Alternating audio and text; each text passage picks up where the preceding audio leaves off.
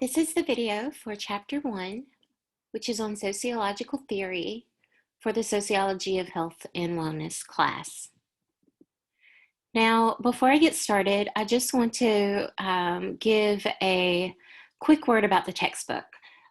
So there, in my mind, is no such thing as the perfect textbook, especially for this course, because health and wellness is not really a primary substantive area in sociology. So normally the textbook offerings are pretty limited. I have used two different ones in the past, and I had my own issues with those. And so I decided to go with this textbook for this semester, fully aware that the authors are based out of the UK. So some of the examples that they use are not always necessarily very pertinent to us in the US. And then, of course, there is that thing where they like to spell a lot of words that we spell with a Z, with an S, for instance, socialization. So you will see in this video that I will add and supplement some things to the reading, and I'll take some things out. And that's why I do suggest that you kind of take a quick glance at the notes before you do like a heavy in-depth reading, highlighting, taking notes yourself of the textbook, because in every chapter there's going to be things that I am going to indicate that you should focus on more than others. Now, I don't want you to interpret this as you can pass this class without having a textbook, because that is not true. But I will say that compared to other classes that I teach, this class, I'm probably going to be a little less reliant on the text. Like, I use it to build from more so than expect you to know it word for word. So I make that suggestion, not really saying to not buy it, but to say that if the density of the writing is getting to you, don't worry about it too much. Skim it, highlight the things that seem like they will be most important based on the slides, and then always, always, always watch the videos. That is going to be your key to doing well in this class. So to get us started, this chapter talks a lot about kind of what makes sociology itself unique as a discipline. And I'm going to tackle a lot of the things that they discussed, maybe not necessarily in the order that they present it, but I promise all the relevant material that you need to know is here. Although I'm not sure how many of you have never taken a sociology class before. If you have taken sociology before, maybe this is really just a reminder of what you already know, a recap of what you've been taught before. And if you've never taken sociology before, I hope that this is sufficient enough to kind of at least connect some dots about what sociology is and what sociology is not. So a very basic definition of sociology is that it's just the scientific study of society and human behavior.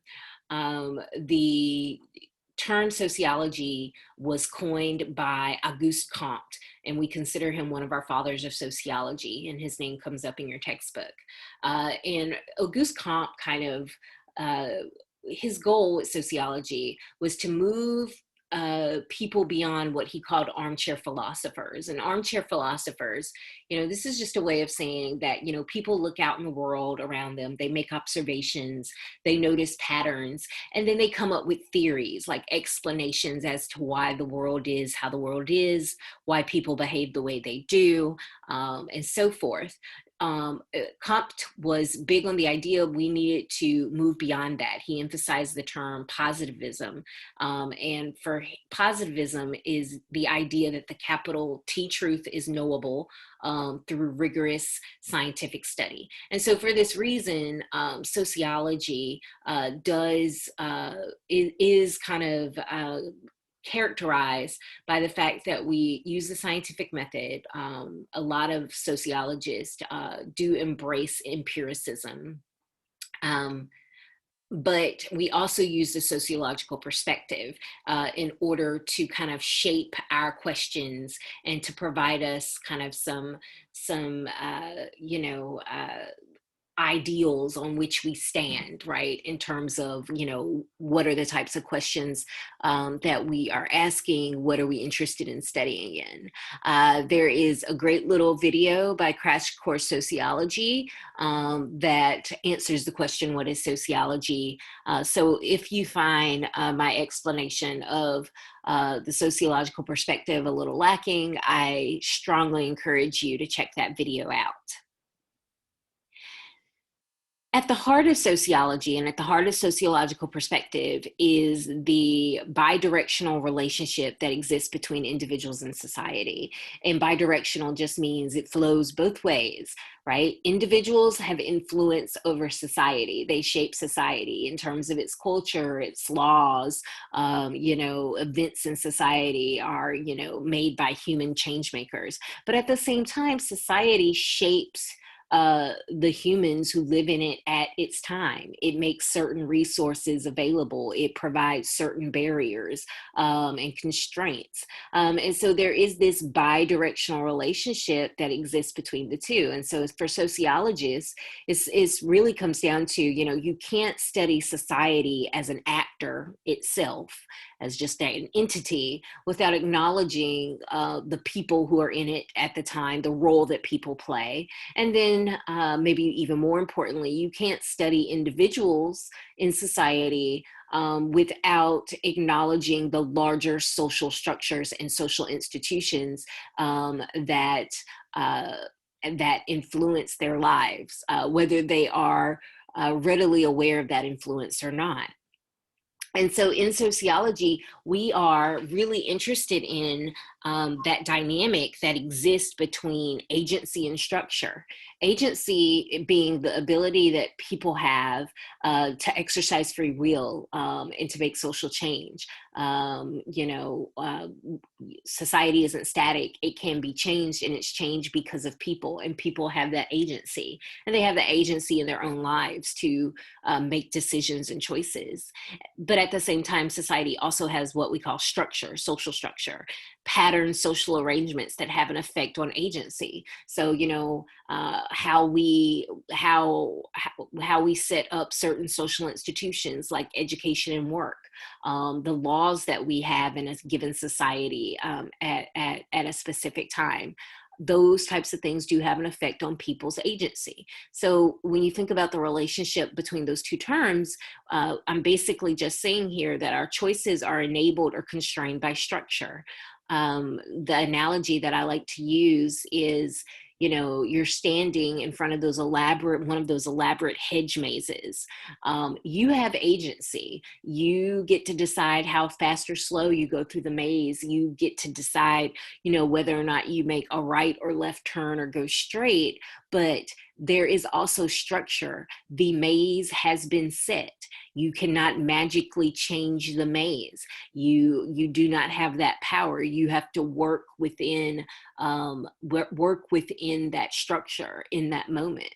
And so that's how sociologists approach a lot of topics. We emphasize the fact that people have agency, but we also emphasize the fact that there's social structure that can limit their agency. So to give you a really brief example about maybe how a typical sociologist might approach a topic discussing agency and structure, let's talk about going to college.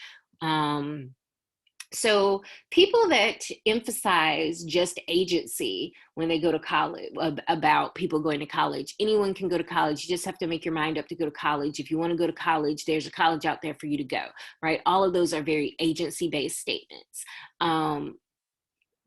But there are structures in society that make it more or less likely that some students go to college over others. The fact that, yes, we offer loans and a limited number of grants, but for the most part, college is not free. And so that alone um, makes it as a constraint for some students, because it becomes, can you afford to attend?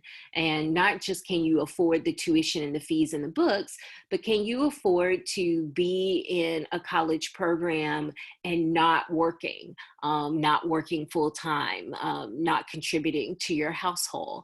That is a constraint, and that constraint is shaped by social structure. The fact that we have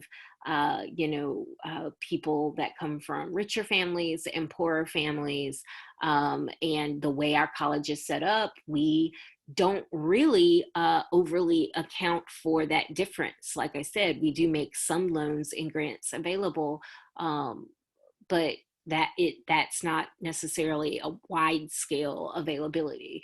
There are certainly not enough grants for everyone who wants one. And whether or not you think it's a good idea to take out a bunch of loans to be in college is, once again, a personal decision, agency, but it does come with some trade-offs later in life. And this is coming from someone like myself that does have a lot of student loan debt from graduate school, not necessarily undergraduate. And so, there are limitations, there are constraints that keep some students out of college. And sometimes we think that the students who aren't going to college is because they don't really deserve to be there in the first place. But a study that came out that looked at the test scores of high school students and whether or not they were likely to get a college degree, go to college and finish college within 6 years of graduating from high school. You can see that if you came from a rich background and had high test scores, there was a very high likelihood here. And similarly, if you came from a poor background and had low test scores, it was a very low likelihood. I think the big story that came out of this data was the idea, though, that you could be poor with high test scores and only have a 50% chance of graduating within a degree within a certain amount of time of having been out of school. But you could be rich with low test scores, and have a much higher chance of that than if you were poor with low test scores. And it just kind of shows you that agency, in particular, I'm talking about the poor students with high test scores. This was probably a situation where their agency, their ability to complete college, their decision to complete college was hindered by some social, some structural constraints. So, not everyone can see that relationship between society and individuals, particularly in a society like the United States, where we really pride ourselves on individualism, being captains of our own ship, masters of our own fate, and so forth. And so sometimes this idea that, society can constrain, can constrain your choices, people don't agree with that. We do know that two situations that help individuals clearly see how society shapes individual lives is, number one, if you live on the edge, marginality. So, if you're poor, if you are, if you are an oppressed minority, whether due to ethnicity, race, religion, sexual orientation, right?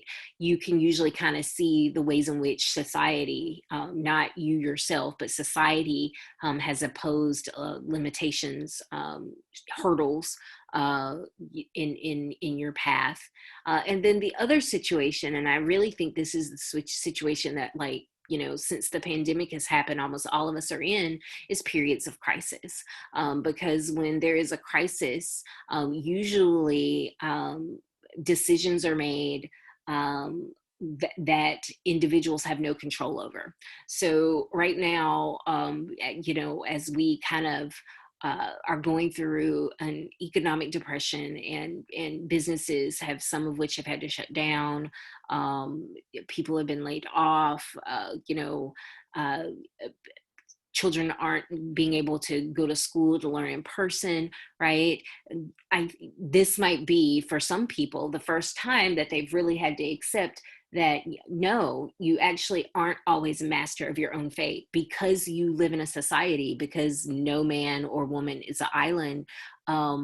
There are decisions that get made. There are constraints that can be put in place that you yourself have no control over. You are very limited in what you can do, and so that's why during a period of crisis, people are more apt to see the role that society plays in making some things more or less possible than in periods of stability. And to kind of, further promote this idea of the sociological perspective, we had, by we, I mean sociologists, we had a president of the American Sociological Association in the 50s, C. Wright Mills, who is a well-known sociologist, theorist in particular. He gave this speech called The Promise. And in The Promise, he established a concept called the sociological imagination.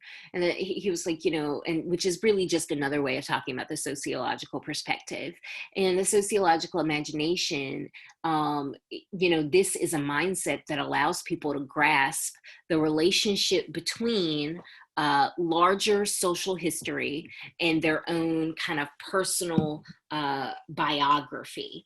And he felt like it was a really important kind of perspective to take as a sociologist when you are kind of studying society, the world around you. And he's like, in particular, we need to use the sociological imagination. And one way we can do that is by asking what he calls the three fundamental questions. What is the structure of this particular society? Where does this society stand in human history? What varieties of men and women now prevail in this society in this period? And by asking those questions, even if we think we are studying individuals, by asking those broader, larger questions, it allows us to get kind of a fuller sense of that bidirectional relationship between society and individuals. And this is important, he said, not just for sociologists, but for individual people to develop this sociological imagination. And for individual people, one reason why he said it was important is because it allows them to understand the distinction between what he calls troubles and issues. Troubles are personal problems that happen in your immediate sphere, that you yourself have a lot of agency over, while issues are larger public matters that are happening in the public sphere, and usually you have a lot less control over those. And what I usually like to tell students is, so like, for instance, a trouble might be, you bought a new puppy and you're having to housebreak it and it's not going very well. While a issue might be, the pandemic. But then there are things that might feel like a trouble, but are actually an issue, right? So almost some troubles, not all troubles, can also be issues if other people, if a lot of other people are experiencing it, and if what is kind of shaping, if what's shaping it, influencing that trouble, are larger social forces. So I give you, two possible examples there. If an unhappy couple, gets a divorce, it might seem like a trouble. But if it's during a time period where we're having an increase or high national divorce rates, it is in fact a larger issue. Why are so many people getting a divorce now compared to 100 years ago? And there might be changes in ideology. It might be changes in technology. We know that it might be, changes in, religious stance on divorce. So those would be larger social forces that are perhaps influencing that couple to get a divorce. And then that in itself is no longer trouble. It makes it more of an issue. And same thing with a person losing their job. If you lost your job because of personal bad behavior, like you show up intoxicated and you speak poorly to customers and you're always taking long breaks while on the clock, that's just a trouble. You're a bad employee. But if you lost your job, like a lot of people just lost their jobs because your business is shut down because of a recession, then now that is part of the larger unemployment trend, and that is more of an issue. And so, applying that sociological imagination, looking at things that, on the face of it have a very easy answer, ignoring kind of, those three fundamental questions that Mill says that you should be asking about society at that time. That's how a lot of us, if we have not studied sociology, that's how a lot of us might interpret things that are going on.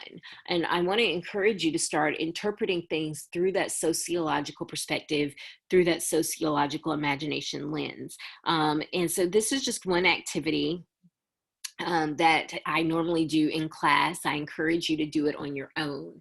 And it provides a little discussion of a attention deficit hyperactivity disorder, ADHD, about, how it presents itself, what it is. And then it talks specifically about how in the 90s and the early years of the new millennia, so this was already 20 years ago, that there was a boom in ADHD diagnosis, and a lot of those children who were diagnosed at that time were prescribed the drug Ritalin. And it asks you, have you ever heard of Ritalin? Why might a child be prescribed Ritalin? And don't worry necessarily about using your sociological imagination there. You can kind of just draw, as it says, upon your common sense knowledge of Ritalin. Then it gives you a list of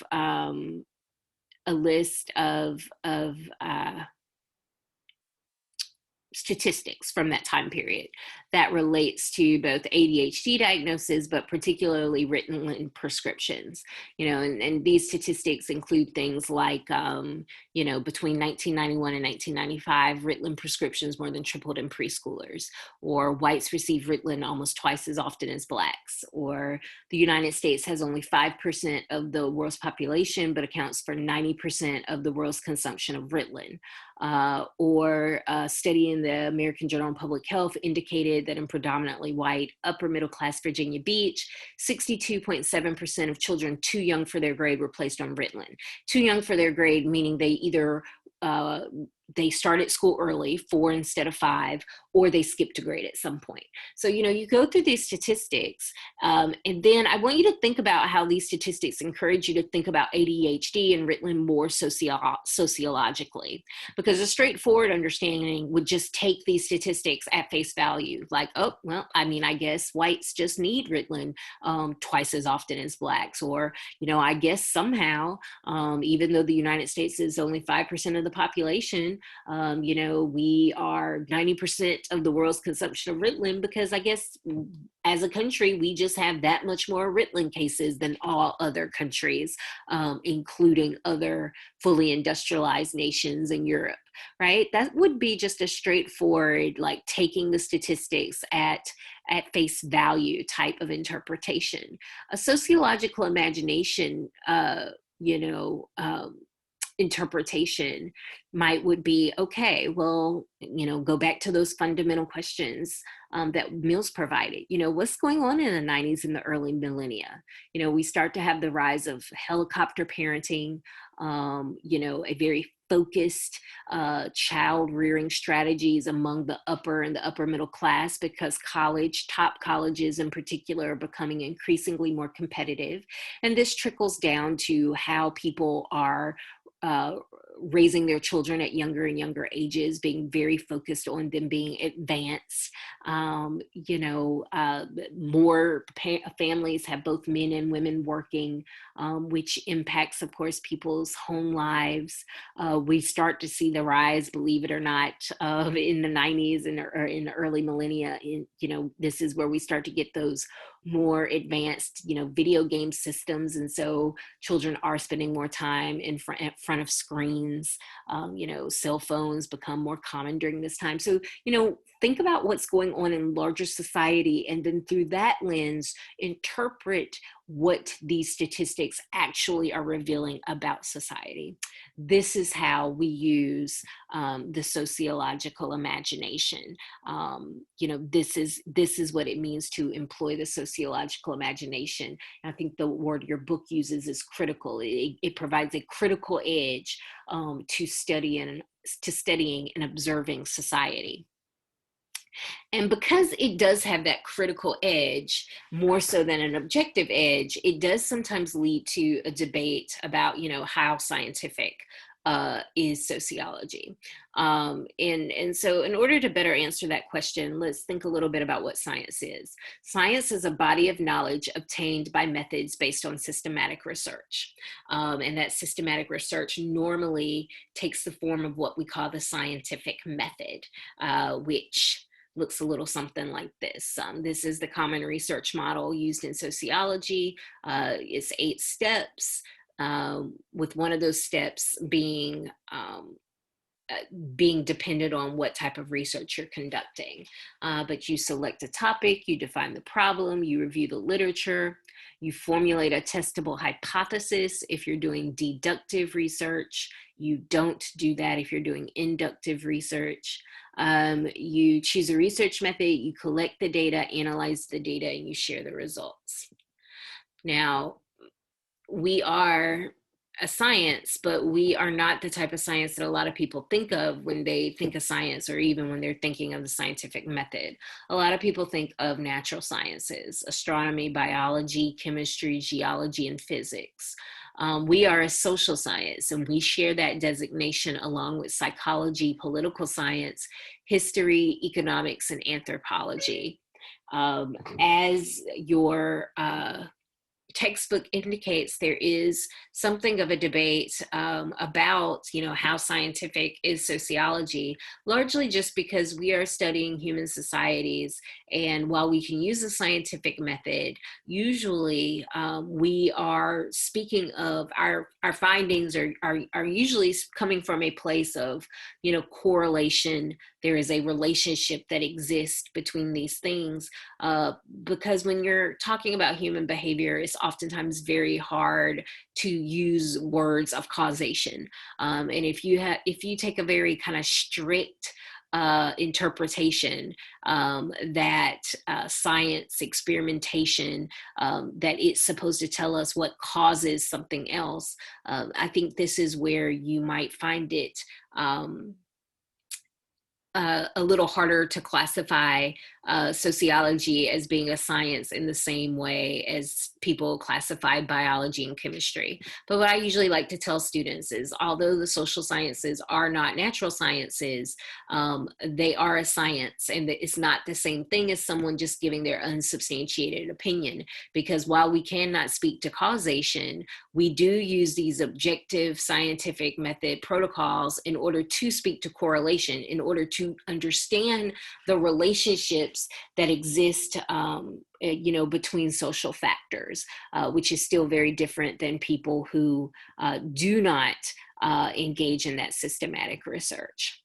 And it's worth noting that the other reason why I think sociology sometimes, especially even maybe more so than psychology, can be looked at with some skepticism is because we do have some sociologists who do not engage in data collection, who are purely social theorists. And so in this sense, and that's because the idea is that as a social theorist, right, you develop a theory, but you may not necessarily test your theory. but the idea is that other sociologists will test your theory and find it either true or false, because good theories should be falsifiable.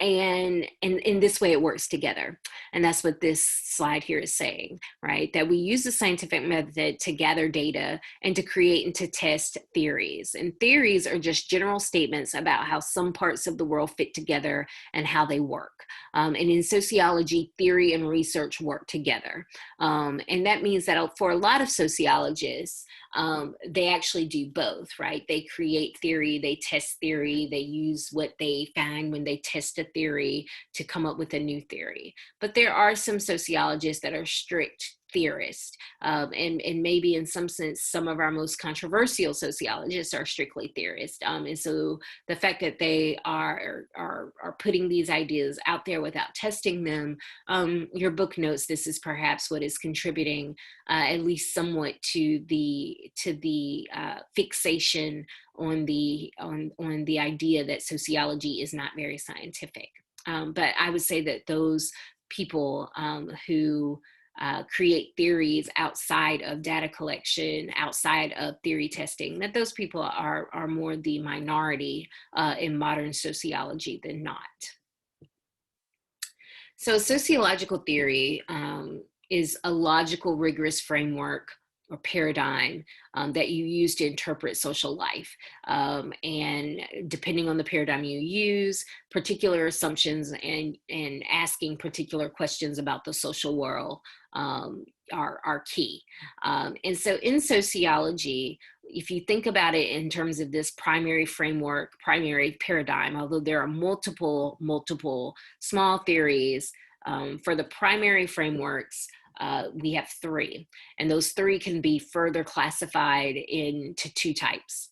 Are they a macro-sociological theory, or are they a micro-sociological theory? Macro-sociological theory, like the word macro suggests, deals with broad matters, and you're looking for large-scale patterns in institutions. And the two theoretical frameworks that are macro-sociological are structural functionalists, sometimes just called functionalists, or conflict theorists. Micro-sociological theories, like the word micro suggests, is looking at small individualistic matters, social relations and interactions in specific individual situations. And we only have one primary framework that is micro-sociological, and that is symbolic interactionists. So our three primary theoretical frameworks are encapsulated there in the chart. I found a very helpful little video that describes all three of them. There is a fourth one that's described, social constructionism. It's a newer fourth perspective, and it kind of combines symbolic interactionism and conflict theory. It's usually not considered to be one of the primary perspectives by a lot of sociologists, but it is a up and coming influential theory. You can go ahead and watch their description of it, because it does come up in the next chapter, chapter 2. They do mention social constructionism. So, just because I'm not considering it a primary perspective does not mean that you do not necessarily need to know it. But now I'm going to end this video by quickly going over the three primary theoretical frameworks. I will note where I'm kind of breaking from the book in this sense, beginning with structural functionalists, which your book just calls functionalism, which is fine. In structural functionalism, they explain social organization and change in terms of functions or roles, right? Everything has a function, everything has a role, and the emphasis is on how by setting up society this way, that we all have our roles and functions, this leads to societal solidarity and stability. The primary question in structural functionalism is, what is the function of blank? And functions can take the form of being both manifest or latent. Manifest is kind of the stated known function, and latent is kind of the not stated function, but is a function nevertheless. Let me give you an example of this. So if we talk about why do we send kids to school, the manifest function might be like, oh, so that they'll learn, so that they'll become educated, so that they can be socialized into becoming good citizens. Latent functions might be things like, oh, it provides parents with free daycare, a fact that parents are having to confront right now as schools are closed. The fact that we don't allow students to drop out before a certain age, that's the latent function of it keeps them out of the job market and from being competitors for jobs with adults who we assume need those jobs much more because they're more likely to be heads of households that contain multiple people, and teenagers are not. And then, for a very long time, schools also serve as a marriage market. It is a place where you are, if it used to be high school and now, we've kicked the can to college, but it is a place where you are surrounded by like-minded, like-situated peers. It is the best place to meet your mate. But no one puts no, that's not how anyone pubs their high school or even college anymore. So that's what we mean when we say it's a latent function. Now, everything that exists in society doesn't always have a function. And in that way, functionalism also talks about things being dysfunctions. And if something is a dysfunction, according to functionalists, people should work to get rid of that dysfunction because it's not serving society. It's not helping to build societal solidarity and stability. So a good example of dysfunctions are any of the isms, racism, sexism, or phobias, homophobia, because those things existing in a society do not help our society. They do not increase societal solidarity or societal stability. And that leads me to what most people consider to be the primary weakness of functionalism is it fails to recognize inequality. Those dysfunctions exist in society because they do benefit some people in society. And for those people, the fact that it does not benefit all of society doesn't really matter to them, particularly because those people are rarely the people at the bottom of the social hierarchy, right? Functionalism kind of treats everyone as if their roles are all equal or equally valued, and that's not the case. The leading functionalist theorist is Emil Durkheim. The second paradigm is the conflict paradigm. And the leading conflict theorist is Marx, who your book does focus on explicitly when they talk about Marxism. And Marxism is a sub-theory in the conflict paradigm. But the conflict paradigm itself is just a paradigm that explains social organization and the change in the terms of conflict. It explains social organization and change in terms of conflict built into social relationships. So society is an arena of inequality. And because it's an arena of inequality, that generates conflict, but eventually that conflict leads to change. And so the primary question in the conflict paradigm is who is benefiting from these social relations and social structure and who is losing? And they focus on the fact that each group in society, class, race, gender, will act in its own interests. However, one group has more power, and that's the haves. Whoever the haves may be in terms of class, that's the upper class, gender, men, race, white Europeans. The major weakness of the conflict paradigm is because it's right there in the title. That focus on conflict overlooks the fact that there are forces of stability and consensus in society. We are not always at conflict with one another. Even if the conflict is sometimes simmering underneath, there are still moments of solidarity. There's still moments of consensus, even when we are parts of very different groups. But the leading conflict theorist is Marx, who your book does go over in terms of Marxism, and his theory was related to class conflict. He thought that in the new world of capitalism, because he was writing at a time where capitalism wasn't that old, but he was like, workers, don't get paid enough for their work, and they're treated horribly. But there are more of them than there are capitalists. And his terms for these groups were the proletariat, that's what he called workers, and the bourgeoisie, that's what he called capitalists. But he's like, the workers will rise up, they will revolt, and they will replace capitalism. And he actually saw this as a process. So they would replace capitalism first with socialism, a strong government that would now own the means of production and would, basically divvy out equal resources to people. But he eventually thought that as people learned how to share, and as they got used to this forced equality, the government would wither away, and what would be left would be communism, which, that focus there being on communal. Now, of course, we know this never came to pass. Even countries that call themselves communist countries were not Marxist communism, because almost all those countries featured not just governments, but really strong tyrannical governments. I'm thinking of places like China and Cuba and the former USSR.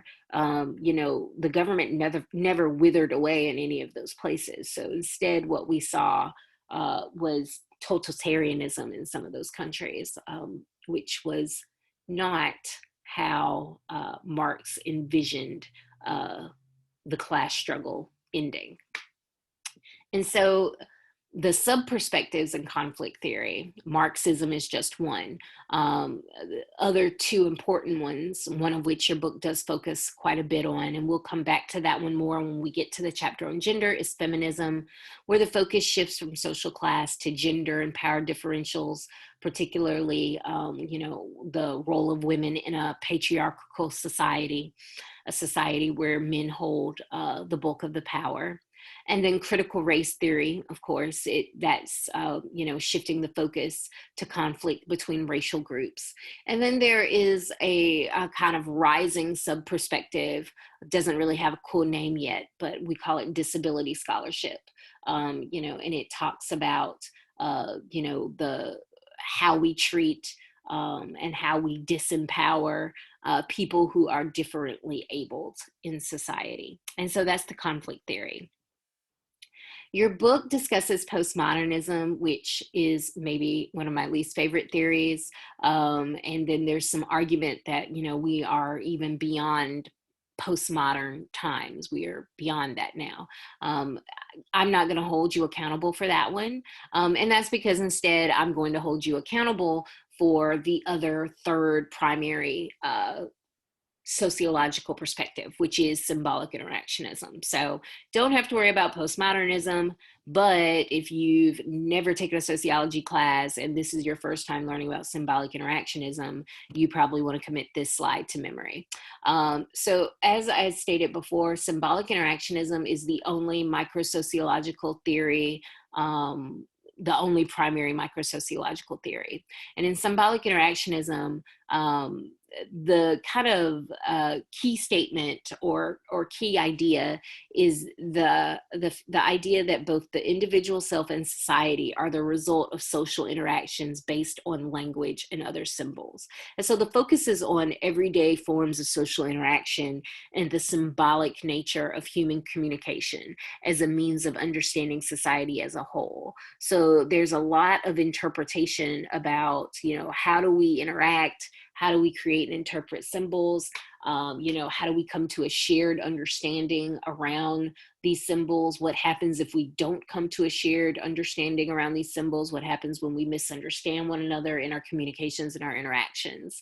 Another big focus is that people acquire a sense of who they are through their interactions with others, right? So you develop a self in a social context. You know who you are through your interactions and through feedback with other people.